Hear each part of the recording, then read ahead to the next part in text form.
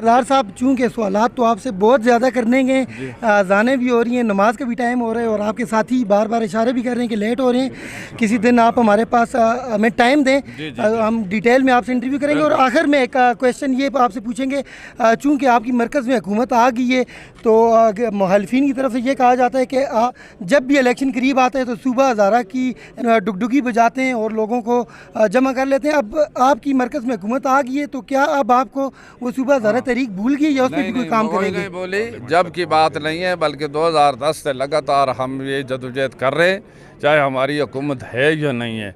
और अल्हम्दुलिल्लाह जिसके नतीजे में पार्लियामेंट में बिल जमा हो चुका है और हमारी पार्टी ने पार्लियामेंट में बिल जमा किया है। यहाँ से मुर्तज़ा अब्बासी है, डॉक्टर सजाद है, मैंने हज़ारे से उनके दस्तखत हैं।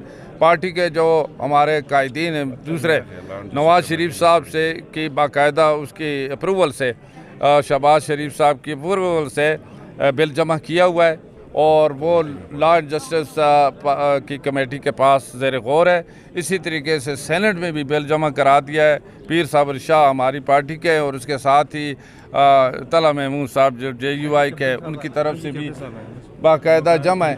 और इस सिलसिले में मतलब है पार्लियामेंट तक जद्दोजहद जितनी थी, बिल वहाँ तक पहुँच चुके हैं।